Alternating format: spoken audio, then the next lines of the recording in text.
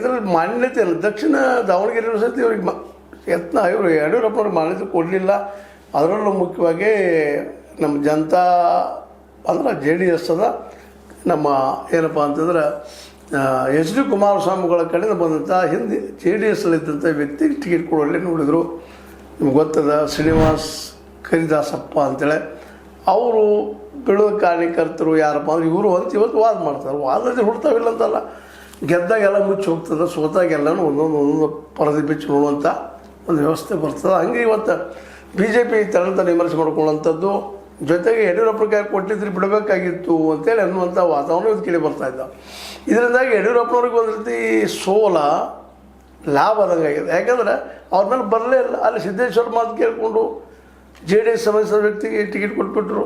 ಆಯ್ತಪ್ಪ ಹಗರಾಜ್ಞೆ ಅಂದ್ಕೊಂಡ್ರು ಅವರು.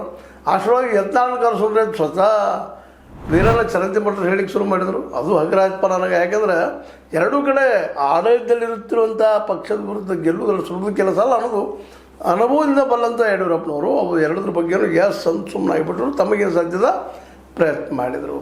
ಇವತ್ತು ಅನುಭವದ ಯಡಿಯೂರಪ್ಪನವ್ರು ಇನ್ನೂ ಕೆಲಸ ಮಾಡಬೇಕಾಗಿತ್ತು, ಮಾಡಲಿಲ್ಲ ಹಾಗೆ ಹೀಗೆ ಅಂತೇಳಿ. ಆದ್ರೆ ವಿರೋಧ ರೀತಿ ಮಾಡಲಿಲ್ಲ ಅವರು ಎರಡೂ ಕಡೆ. ಸಿದ್ದೇಶ್ವರರು ವಿರೋಧ ಮಾಡಲಿಲ್ಲ. ಯಾಕಂದ್ರೆ ಮೂಲತಃ ಸಿದ್ದೇಶ್ವರ ಜೊತೆಗೆ GM ಸಿದ್ದೇಶ್ವರ ಜೊತೆಗೆ ಅವ್ರ ಮನಸ್ತಾಪಿತ ಎಲ್ಲರಿಗೂ ಇಡೀ ಲೋಕಕ್ಕೆ ಗೊತ್ತಿದ್ದಂಥ ವಿಷಯ. ಅದೇ ಕಾರಣ ಯತ್ನಾಳರ ವಿರುದ್ಧಂತೆ ಟಗ್ ಆಫ್ ವಾರ್ ಇತ್ತು ಅಂತಿರಲಿಲ್ಲ ಬಾಯ್ಬಿಟ್ಟು. ಆದ್ರೆ ಅವ್ರ ಜೋಡಿ ಸಾಕಷ್ಟು ದೂರ ಮೇಂಟೈನ್ ಆಗಿಬಿಟ್ಟಿದ್ದು.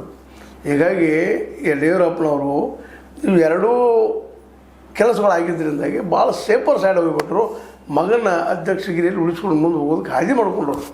ಈಗ ಸೋತಿಸಿದ ಆದ್ಮೇಲೆ ಹಾಕೋದಕ್ಕೆ ಹಾದಿ ಆದವು. ನಾವು ಮಾಡ್ತಾಯಿದ್ವಿ ರೀ, ನೀವು ನಡಕ್ಕೆ ಬಂದ್ರಿ ಹೇಳಿದ್ರಿ, ಮತ್ತು ಹಿರಿಯರ ಮಾತು ಕೇಳಬೇಕಾಗ್ತದೆ ಅನ್ನುವಂಗೋ ಅಥವಾ ಹೈಕಮಾಂಡ್ ಮಾತು ಕೇಳುವಂಗೆ ಆಗ್ತದೆ ಅನ್ನುವಂಥ ಏನೋ ಒಂದು ನಿಯಮ ಹೇಳಿ ತಪ್ಪಿಸ್ಕೊಳ್ಳೋದಕ್ಕೆ ಯಡಿಯೂರಪ್ಪನವ್ರಿಗೆ ಒಂದು ಹಾದಿ ಮಾಡಿಕೊಟ್ಟಂಗೆ ಅದು ಇದು ಆಗಬಾರ್ದಾಗಿತ್ತೇನೋ. ಯಾಕಂದ್ರೆ ಈಗ ಮತಗಳ ಕ್ರೋಢೀಕರಣ ಆಗಿದ್ದು ಮತ್ತೇನೋ ಆಗಿದ್ದೆಲ್ಲ ನೋಡಿದಾಗ ಸಹಜವಾಗಿ ದಕ್ಷಿಣ ದಾವಣಗೆರೆಯಲ್ಲಿ ಕಾಂಗ್ರೆಸ್ ಬೆಳೀಬೇಕಂತ ಕ್ಯಾಂಡಿಡೇಟ್ ಆಗಿತ್ತು. ಆ ಪ್ರಮಾಣದಲ್ಲಿ ಮುಸಲ್ಮಾನರೆಲ್ಲ ಒಗ್ಗಟ್ಟಿಗೆ ತೊಗೊಂಡು ಮಾಡಿ ಬೆನ್ನತ್ತೆ ಮಾಡ್ಕೊಂಡಿದ್ರೆ ನಿಶ್ಚಿತವಾಗಿ BJP ಒಂದು ಹೊಸ ಕ್ಯಾಂಡಿಡೇಟ್ ಸಿಗ್ತಿತ್ತು ಅಥವಾ ದಾವಣಗೆರೆ ಅವ್ರಿಗೆ ಸಿಗ್ತಿತ್ತು ಅಂತೇಳಿ ಇವತ್ತು ತಜ್ಞರು ಮಾತಾಡ್ತಾ ಇದ್ದಾರೆ. ಮಾಡಿ ತಪ್ಪು ಮಾಡಿದರು ಇದನ್ನು.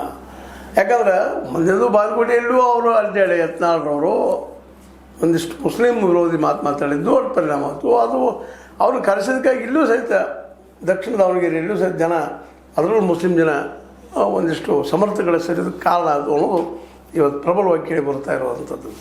ಇದು ನೋಡ್ರಿ, ಅವರೇ ಕರೆದ್ರು ಪಾಪ ಹೋದರು, ಆದರೆ ಹೆಸರು ಕೇಳುವಂಥ ಪ್ರಸಂಗ ಬರೋಕೈತೆ ಇವತ್ತು ಯತ್ನಾಳರಿಗೆ. ಅವ್ರು ಅನ್ಬೋದು ಅಲ್ಲಗಳಿಬೋದು ಮತ್ತೇನೋ ಮಾಡ್ಬೋದು, ನನ್ನಿಂದ ಇಷ್ಟು ಬಂತಂತೆ ಅನ್ಬೋದು. ಯಾಕೆಂದರೆ ಸಹಜದ ಮನುಷ್ಯ ತನ್ನದ ಬಗ್ಗೆ ನಾನು ಭಾಳ ದೊಡ್ಡದಾಗಿ ತಿಳ್ಕೊಳ್ಳೋದ್ರಲ್ಲಿ ಎಲ್ಲ ನಾನು ಅಷ್ಟೇ ಇನ್ನೊಬ್ಬರು ಅಷ್ಟೇ ನಾವು ಇದ್ದಾಗ ಜಗತ್ತಾಯ್ತು ಅಂತೇಳಿ ಜಗತ್ತಿರುವಂಗೆ ಇರ್ತದ್ರಿ.